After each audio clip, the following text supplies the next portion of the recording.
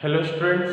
तो हम अपना आज का लेक्चर स्टार्ट करते हैं। लास्ट लेक्चर में मैंने आपको एक फॉर्मूला बताया था। सिंपली अगर हम किसी चालक में विद्युत चालक में विद्युत धारा का प्रवाह करते हैं तो उसके आसपास क्या जनरेट होती है, चुंबकीय क्षेत्र वहां पर क्या होता है, उत्पन्न होता है। उसी चुंबकीय क्षेत्र की तीव्रता या फिर उसी चुंबकीय क्षेत्र में अगर कोई पार्टिकल हम रखते हैं तो उसमें उस पार्टिकल में फोर्स लगता है, जिसकी वजह से वो क्या करता है, वहां पर गति ऐसा बोल सकते हैं कि वो वहां पर मूवमेंट करता है।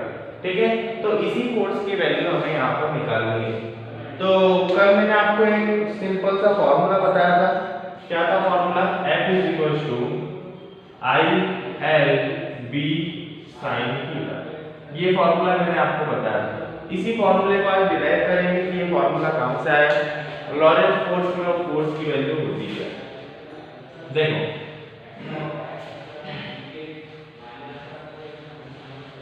मैं मानता हूं यहां पर कि एक विद्युत चालक है, ठीक है, जिसमें इलेक्ट्रिक करंट है, एक कंडक्टर है जिसमें इलेक्ट्रिक करंट का फ्लो हुआ है।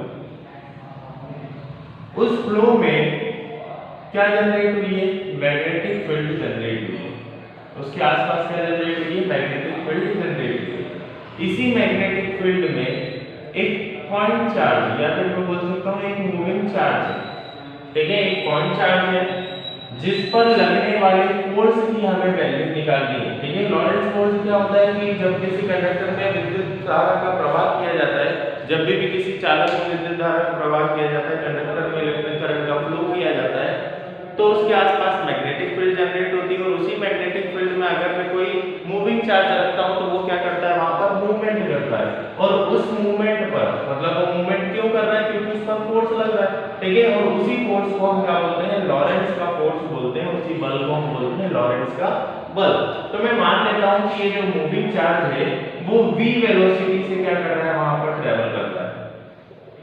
ठीक है, जो उसकी वेग है, जो उसका वेग है, वेलोसिटी है, वो कितना है? v है। उसने एक जगह से दूसरी जगह पर जहां वो पहुंचा है उसमें उसने l लेंथ कवर कर ली है। ठीक है, जो वो वहां पर लेंथ कवर की, जो डिस्टेंस उसने कवर की है वो क्या की है, उसने l लेंथ कवर कर ली। आया समझ में? मूविंग चार्ज यहां पर मूवमेंट कर रहा है, तो मान लो इस जगह से वो कहां पहुंचा, इस जगह पर पहुंचा, और इसकी पूरी लंबाई कितनी है? l है। ठीक है, अब l लेंथ कवर करने में जो उसको टाइम लगा है, मैंने मान लिया कि वो टाइम कितना है? t है। ये जो मैग्नेटिक फील्ड है इसको मैंने मान लिया कि ये मैग्नेटिक फील्ड कितनी है? v है।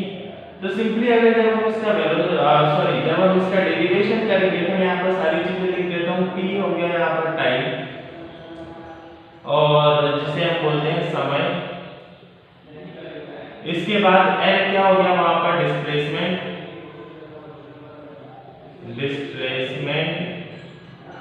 या फिर आप इसे डिस्टेंस भी बोल सकते हो। अभी मैं डिस्प्लेसमेंट बोलता हूँ, जिसे हम हिंदी में बोलते हैं विस्थापन। ये हो गया विस्थापन। ठीक है, विस्थापन v t l, और v यहां पर क्या हो गई? Magnetic field. मैग्नेटिक फील्ड जिसे हम हिंदी में बोलते हैं चुंबकीय क्षेत्र। आज समझ में? ये सारी चीजें मैंने कंसीडर की हैं। एक बार मैं आपको रिपीट बता देता हूं। देखो क्या किया हुआ है, एक कंडक्टर में हमने इलेक्ट्रिसिटी का फ्लो किया है, जिसकी वजह से उसके आसपास क्या जनरेट हो गई है? मैग्नेटिक फील्ड जनरेट हो गई है। लॉरेंट्ज ने बोला कि जब आप इस मैग्नेटिक फील्ड में कोई मूविंग चार्ज रखते हो तो उस पर एक फोर्स लगता है, जिसकी वजह से वो वहां पर क्या करता है? मूवमेंट करता है, वो वहां पर गति करता है। ठीक है, मूवमेंट करता है। और उसी फोर्स को क्या बोला गया है? लॉरेंट्ज फोर्स बोला गया। तो मैंने मान लिया कि यहाँ पर एक मैंने मूविंग चार्ज रखा है, पॉइंट चार्ज रखा है, जो v वेलोसिटी से वहां पर क्या कर रहा है? मूवमेंट कर रहा है। उसको l डिस्टेंस कवर करने में, l डिस्प्लेसमेंट कवर करने में कितना टाइम लगा है? t टाइम लगा है। ठीक है, और b यहाँ पर क्या है? मैग्नेटिक फील्ड है। अब आते हैं हम हमारे डेरिवेशन पर। सबसे पहले जो फोर्स की वैल्यू होती है, ठीक है, यहाँ पर अगर मैं इंट्रोड्यूस करूंगा, फोर्स जो होगा वो डायरेक्टली प्रोपोर्शनल होगा किसके? Q के।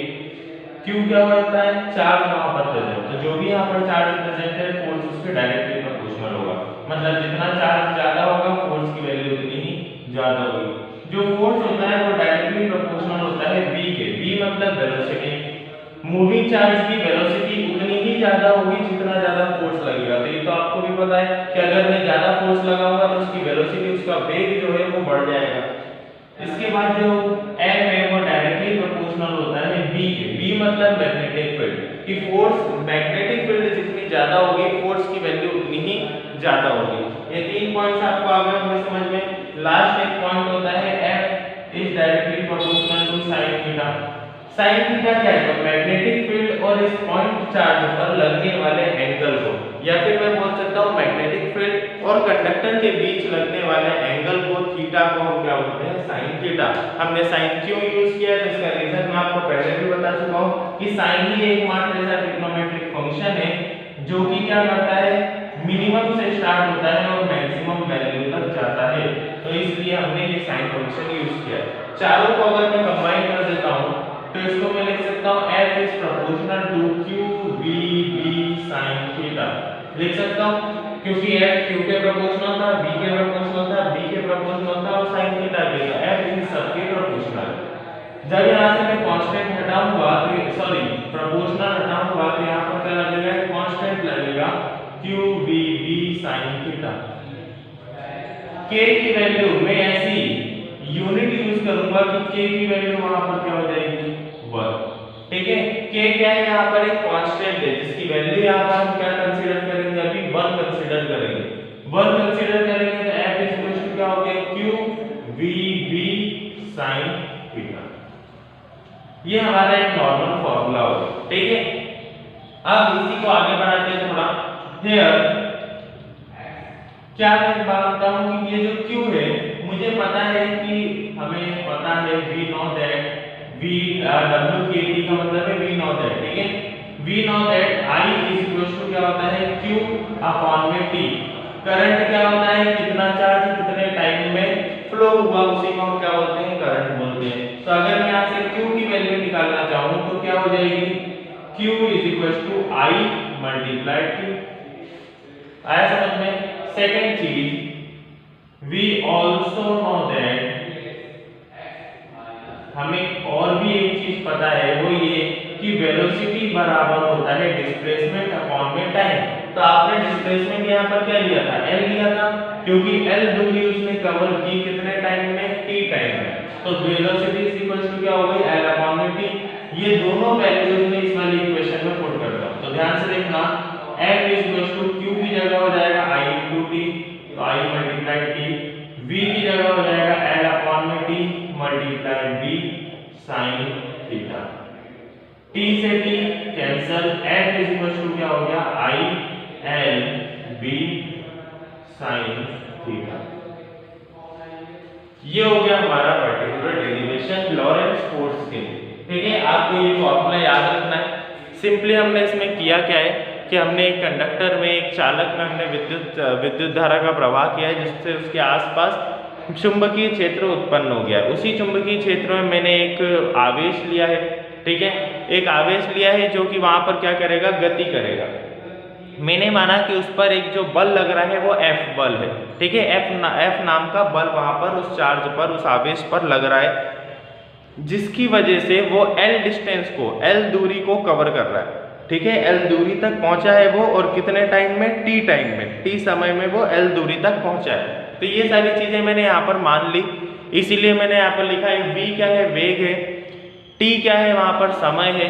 L क्या है? वहां पर विस्थापन है जितना उसने कवर किया है। और b क्या है? यहाँ पर चुंबकीय क्षेत्र है। हमें पता है कि F is proportional to Q होगा।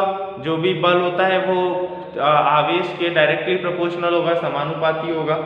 F is proportional to V होगा। तो हमें ये भी पता है कि जो बल होता है वो वेलोसिटी के, मतलब बल जितना ज्यादा होगा वेलोसिटी उतनी ही ज्यादा होगी। तो हमने V के उसके प्रोपोर्शनल ले लिया। F is proportional to magnetic field B होगा। तो इसका मतलब क्या है कि मैग्नेटिक फील्ड जितनी ज्यादा होगी आपका बल भी उतना ही ज्यादा लगेगा। F is proportional to sine theta. तो साइन थीटा का यहाँ पर रियल मीन क्या है? तो साइन थीटा की अगर हम बात करते हैं तो सिंपली हम क्या बोलेंगे कि जो भी एंगल है कंडक्टर और मैग्नेटिक फील्ड के बीच में, उसी को किससे रिप्रेजेंट किया गया है, साइन से रिप्रेजेंट किया गया है, थीटा से रिप्रेजेंट किया गया है। ठीक है, तो यहाँ पर एंगल हमने ले लिया। अब एंगल यहाँ पर पर्टिकुलर अगर आप लोगे तो आपको पता होना चाहिए कि किन किन चीजों के बीच में आप एंगल यहाँ पर ले रहे हो। तो एंगल आप ले रहे हो यहाँ पर V के और B के बीच में। ठीक है, आप यहाँ पर किन दो चीजों के बीच में एंगल कंसीडर कर रहे हो, V के और B के। V क्या है, वहां पर वेलोसिटी है। ठीक है, V क्या है वहां, वेलोसिटी। वेलोसिटी किस डायरेक्शन में लग रही है, मान लेता हूं यहाँ पर वेलोसिटी है जो कि पर्टिकुलर किसी डायरेक्शन में लग रही है। और सेकंड जो वहां पर मैग्नेटिक फील्ड है, सेकंड जो वहां पर मैग्नेटिक फील्ड है, इन दोनों के बीच के एंगल को हम क्या बोल रहे हैं, थीटा। ऐसा होता है V और B इन दोनों के बीच के एंगल को हम क्या बोलेंगे, थीटा। अगले एक डेरिवेशन में मैं इनको एक्सप्लेन और अच्छे से करूंगा, जिसमें यहाँ पर डायग्राम में आपको समझ में नहीं आ सकता, 3D इमेजिनेशन करना पड़ेगा, तो वहां पर हम इसको और अच्छे से देखेंगे। ठीक है, अभी आप इतना समझ लो कि यहाँ पर वेलोसिटी जो है, वेग जो है और चुंबकीय क्षेत्र है, इन्हीं दोनों के बीच के कोण को हम क्या बोलते हैं, यहाँ पर थीटा बोलते हैं, जिसको साइन से रिप्रेजेंट किया गया है। उसके बाद सिंपली हमने एक लॉजिक लगाया कि सभी को एक साथ कर दिया है, ऑन कंबाइनिंग ऑल, सबको कंबाइन करेंगे तो क्या हो जाएगा, F = QVB sin theta. K की वैल्यू 1 रखी, K की वैल्यू 1 कब होगी, एक हम ऐसा सिस्टम यूज करेंगे जहां पर स्थिरांक जो है, कांस्टेंट जो है, उसकी वैल्यू क्या हो जाए, 1। अगर K 1 होगा तो F = QVB sin थीटा। आगे बढ़ते हैं, हमें पता है करंट की डेफिनेशन से, इलेक्ट्रिक करंट विद्युत धारा की जो परिभाषा है उससे हमें पता है कि चार्ज के जितना चार्ज जितने समय में प्रवाहित होता है उसी को हम क्या बोलते हैं, विद्युत धारा बोलते हैं। The rate of flow of charge with respect to time is known as electric current. तो उसी वजह से I = Q/T, और अगर हम Q की वैल्यू निकालना चाहें तो T उधर चला गया मल्टीप्लाई में, जिसकी वजह से Q = I/T। हमें वेलोसिटी का पता है क्या होता है, वेलोसिटी = डिस्प्लेसमेंट अपॉन में टाइम। तो हमने यहाँ पर सिंपली वही लिखा है, डिस्प्लेसमेंट कितना कवर कर रही थी, वो L कवर कर रही थी, अपॉन में टाइम T। तो दोनों को हमने यहाँ पर वैल्यू पुट करी और आंसर आ गया हमारा F = ILB sin थीटा। ठीक है, आई होप ये डेरिवेशन आपको समझ में आ गया होगा। अगले लेक्चर में मिलते हैं अगले डेरिवेशन के साथ।